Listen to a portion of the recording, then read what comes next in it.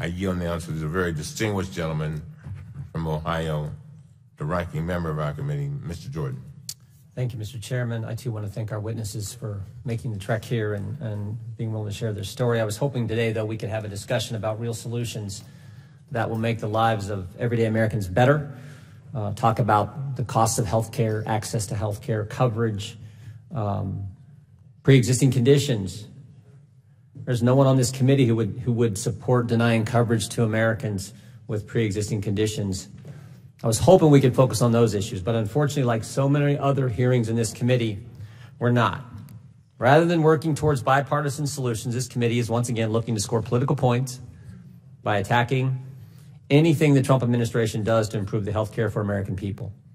Next door in the Judiciary Committee, we've reported out multiple bills that would have had meaningful impact on the cost of prescription drugs. Judiciary Committee spent months working on ideas to cut down on red tape, make improvements to how affordable generic drugs come to market. Those bills were all bipartisan. I was pleased to vote for them. In fact, many of them passed the Judiciary Committee unanimously. We could be talking about bipartisan substantive issues here today. Instead, we're going to talk about why the Democrats are upset that the administration thinks Americans deserve something better than the failed ideas of Obamacare. Under Obamacare, make no mistake, Americans saw their premiums skyrocket and their health care choices reduced. The majority's title for today's hearing is Trump's efforts to undermine the ACA. Undermine the ACA? Think about what we were told when this bill passed now, what, 9 years ago? I call them the 9 lies of Obamacare. Think about this. Remember this one? If you like your doctor, you can keep your doctor. Y'all remember that one? How about the one, if you like your plan, you can keep your plan? We were told by the President of the United States premiums were going to go down. He then got more specifics. Premiums will go down on average $1,500. He said deductibles would decline. 5 false statements right there. Oh, remember this one? This was in the fall of 2013. Remember this one? They told us the website was going to work. They told us the website was secure. Your information would be secure there. They told us that these co-ops were wonderful, end-all, be-all creations. 23 were created. Guess how many are still in existence? 4. The other 19 went bankrupt. Oh, and the other 9th lie, first they told us it's not a tax. Then they went to court and said it is a tax. Now they're saying, no, it's not really a tax at all because you can't tax them now because the individual mandate's gone and there's no penalty. 9 different lies we were told about Obamacare, and the hearing is titled, How Trump's Efforts to How Can You Undermine Something That's Already Failed? Now, I don't expect my Democrat colleagues to acknowledge it, but the Trump administration has worked to increase competition, transparency, and quality of care in our healthcare markets. Increased competition, transparency, and quality of care are all goals we all should share.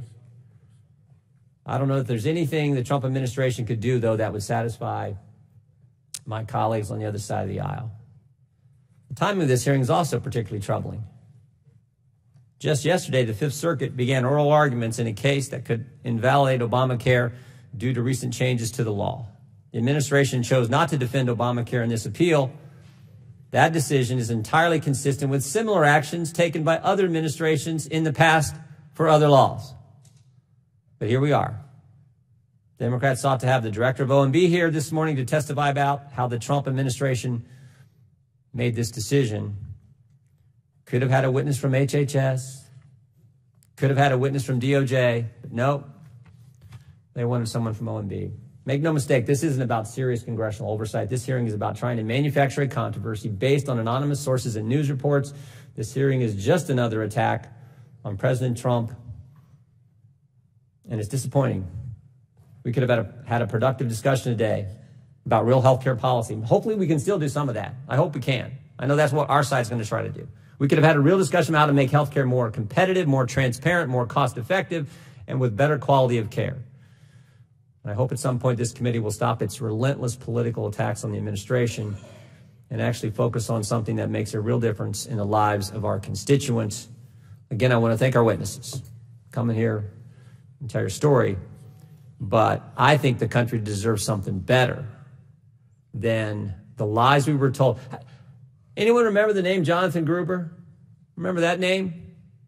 New York Times called him the architect of the Affordable Care Act. And he's the guy who was caught on tapes a few years later.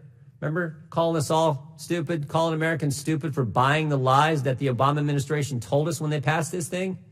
Again, it's not my words, it's Jonathan Gruber, the architect of Obamacare. But somehow the minority or the majority says that this is a hearing on efforts to undermine a law that was passed with so many false statements made about it. Mr. Chairman, I yield back. Thank you very much. Let me be clear to the witnesses.